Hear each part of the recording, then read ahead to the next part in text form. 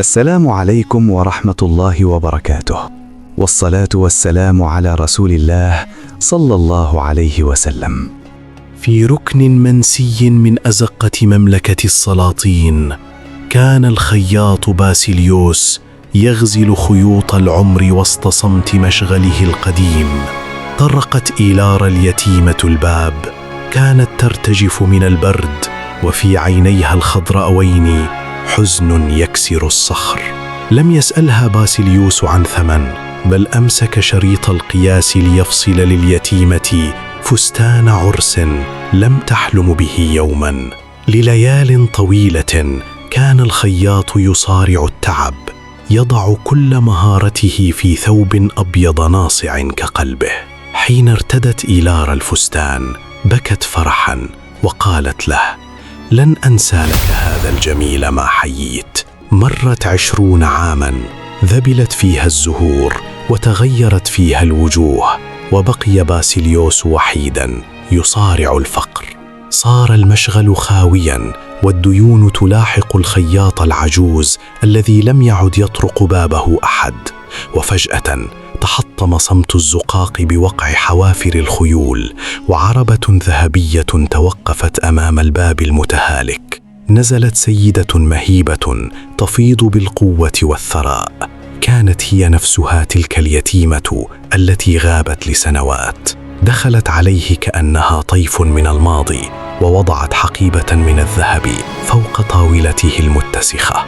تجمد باسيليوس في مكانه، كانت حقيبة الذهب تلمع تحت ضوء المصباح الخافت كأنها حلم مستحيل.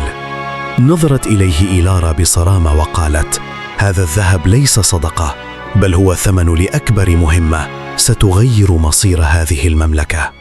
كشفت له عن خريطة قديمة مرسوم عليها طريق يؤدي إلى كهف الغرباء، حيث تحاك المؤامرات ضد السلطان. في القصر كان السلطان غياث يشعر بالخيانة تحيط به، فالجدران لها آذان والخدم يتهامسون. كان زوران المساعد يتحرك في الظلال، يحمل رسائل سرية قد تؤدي برأسه إلى المقصلة. عاد باسيليوس للعمل، لكن هذه المرة لم يكن يخيط فستان عرس، بل كان يصنع رداء التخفي لفرسان مجهولين. وفي أعماق الكهف المظلم كان العبيد يحفرون في الصخر، يبحثون عن شيء قديم دفنه السلاطين الأوائل. وقفت إيلارا تراقب المدينة من شرفتها العالية، تخطط لكل خطوة بدقة، فالثأر هو المحرك الوحيد لقلبها. فجأة اقتحم جنود القصر المشغل الصغير، محطمين كل شيء بحثا عن الخريطة المفقودة. اقتيد الخياط العجوز إلى السجن، بينما كانت إيلارا تراقب من بعيد، مدركة أن الخطة قد بدأت بالفعل. وجد باسيليوس نفسه في غياهب السجون، حيث الرطوبة تأكل الجدران وصوت السلاسل يمزق الصمت. اقترب السلطان غياث منه وبيده خنجر مذهب، صرخ فيه: أين الخريطة أيها الخياط العجوز؟ ومن تلك المرأة؟ في تلك الأثناء كانت إيلارا تتسلل عبر ممرات سرية تحت القصر، تعرفها منذ أن كانت طفلة يتيمة تخدم هناك. زوران المساعد كان قد وصل إلى الكهف بالفعل، ينتظر الإشارة ليبدأ في تحرير المظلومين. فجأة توقف العمل عند اصطدام الفؤوس ببوابة حجرية عملاقة، بوابة تحمل سر السلاطين القدامى. ضحك باسيليوس في وجه الجلاد وقال: الثوب الذي خططته لإيلارا قبل 20 عاما صار الآن كفنا لعرشك. التقت إيلارا بزوران عند مدخل الكهف الخلفي، سلمته الترياق الوحيد القادر على فتح البوابة المسحورة. بدأت الفوضى تضرب أرجاء المدينة، والجنود يطاردون كل من يشتبهون في ولائه للخياط واليتيمة. ومع صرير الحجر انفتحت البوابة عن ضياء أعشى الأبصار، كاشفة عن كنز ليس من الذهب بل من الحقيقة. من شرفته العالية رأى السلطان الدخان يتصاعد من جهة الكهف، فعلم أن النهاية قد اقتربت. لم يكن الكنز ذهبا، بل وثائق تثبت أن السلطان غياث استولى على العرش ظلما بعد نفي عائلة إيلارا الحقيقية. وبضربات قوية من زوران تحطمت قيود العبيد ليعلن بداية ثورة ولدت من رحم الجبال.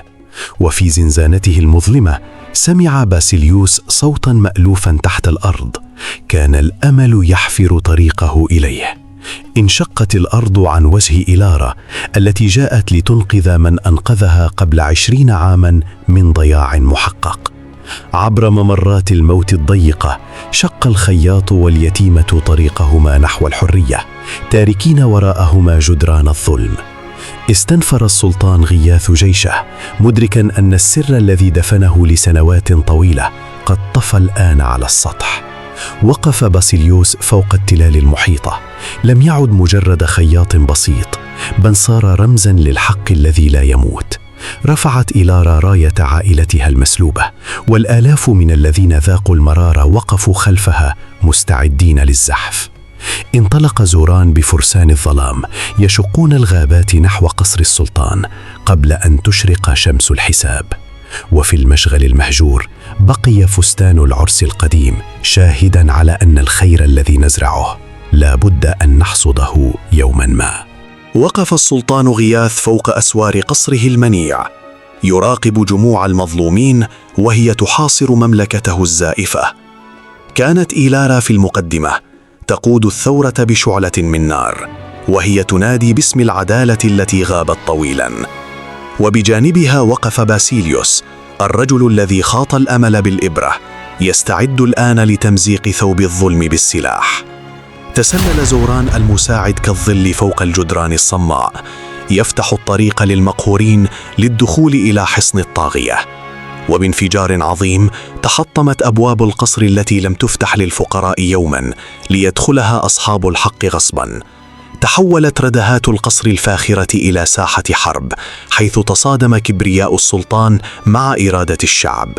أسقط باسيليوس تمثال الذهب الذي يرمز للاستبداد، محطما صنم الخوف الذي جثم على القلوب سنين. وصلت إيلارا إلى قاعة العرش، واجهت قاتل عائلتها بوثيقة الحقيقة التي كانت أقوى من كل سيوفه. وجد السلطان نفسه وحيدا يهرب منه الحراس والخدم، فالسلطة التي تبنى على الدماء تنهار كبيت من الرمل. في قلب القصر تلاقت نظرات باسيليوس وإيلارا، أدركا أن الفستان الذي خاطه بالمجان صار اليوم رداء للحرية. سقط القناع عن الطاغية، واقتيد السلطان غياث ذليلا أمام من أذاقهم الويلات لسنوات طويلة. جلست إيلارا على العرش الذي سلب من أبيها، وفي يدها ميثاق الحقيقة الذي لا يقبل التأويل. وقف باسيليوس كالجبل بجانب العرش، يرى بأم عينيه أن العدل مهما تأخر فلا بد أن يشرق ضياؤه. صدح صوت زوران في أرجاء القصر، معلنا نهاية عصر العبيد وبداية عهد الكرامة لكل إنسان. نفي السلطان إلى نفس الكهف المظلم الذي حبس فيه الأبرياء، ليتجرع من نفس الكأس التي سقاها لغيره.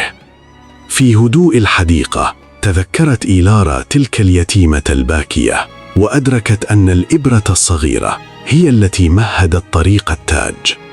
عاد باسيليوس إلى مشغله، لا كخياط فقير، بل كصانع لتاريخ أمة ولدت من جديد. امتلأ القصر بالضحكات لأول مرة، فالسعادة الحقيقية هي التي يتقاسمها الحاكم مع شعبه.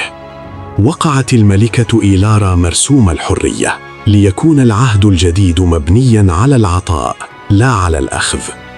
وقف الصديقان يرقبان غروب شمس الظلم وبزوغ فجر جديد خيطت خيوطه بالحب والوفاء. في زوايا المكتبة الملكية المهجورة اكتشفت إيلارا كتاباً أسود يحوي أسراراً لم تكن تعلم عنها شيئاً. وبينما كان باسيليوس ينظف مشغله القديم، عثر على مفتاح ذهبي كان مخبأ في صندوق أدواته منذ عقود. لاحظ زوران المساعد أن بئر القصر القديم يصدر أصواتاً غريبة، وكأن هناك من يستغيث من الأعماق. ظهرت على أطراف الغابة سيدة غامضة بوشاح رمادي تراقب القصر بصمت، وكأنها تنتظر هذه اللحظة منذ دهر. اجتمع باسيليوس وإيلارا في جنح الليل ليدرك أن المفتاح الذي وجده الخياط يخص الكتاب الذي عثرت عليه الملكة. وبدورة واحدة للمفتاح انفتح الكتاب اللعين لينبعث منه ضوء أزرق يحمل أخباراً لم تكن في الحسبان. كانت الصدمة كبيرة، فالكتاب كشف أن باسيليوس لم يكن مجرد خياط، بل كان الصديق الوفي لوالد السلطان الراحل. تذكر باسيليوس كل شيء، تذكر المؤامرة التي مسحت ذاكرته وجعلته يعيش سنواته كخياط فقير في الأزقة. دخلت السيدة الغامضة إلى قاعة العرش وكشفت عن وجهها الذي رسمت عليه الأيام قصصاً من العذاب والانتظار. صرخت إيلارا بذهول: أمي! لقد كانت الملكة الأم التي ظن الجميع أنها فارقت الحياة منذ زمن بعيد. تعانقت الأم وابنتها بعد طول غياب، وسالت دموع الفرح لتمسح سنوات من القهر والظلام الذي فرقهما. انحنى باسيليوس إجلالاً لملكته، وتذكر كيف ضحى بذاكرته ومكانته ليحمي سر العائلة الحاكمة من بطش غياث. كشفت الملكة الأم عن سر أخفاه القصر في جدرانه، وأمرت زوران بفتح الممر الذي يقود إلى العدالة المطلقة. لم يكن الممر يقود لذهب، بل لختم المملكة الأصلي الذي بدونه لا تكتمل شرعية أي حاكم. نظر باسيليوس للنجوم شاعراً بالرضا، فقد خاط بيديه الممزقتين أعظم ثوب في التاريخ، ثوب الحرية. جلست الملكتان تتأملان فستان العرس القديم الذي كان الشعلة الأولى التي أحرقت عرش الظالم. وفي سجنه المظلم أدرك غياث متأخراً أن القوة التي تبنى على سلب حقوق اليتامى لا تدوم. اجتمعت المملكة تحت راية واحدة، راية لم تخيط بالذهب، بل بالصدق والوفاء ورد الجميل. عاد باسيليوس لمهنته ليعلم الأجيال أن الإبرة التي تطعم الجائع يمكنها أيضاً أن تنقذ وطناً. وهكذا انتهت قصة الخياط واليتيمة، لتبقى أسطورة خالدة تذكر الجميع بأن عمل الخير لا يضيع أبداً. وبكده يا جماعة تكون القصة بتاعت النهاردة انتهت، وشكرا لكم على المتابعة للنهاية. كان معكم عمرو يوسف، ودي قناتي على اليوتيوب. يا ريت بقى تكتبوا لي بتتابعوني من أي بلد عربي أو أجنبي، ويا ريت تعرفوني الساعة كام عندكم دلوقتي، وانتظروا إن شاء الله في القصة القادمة.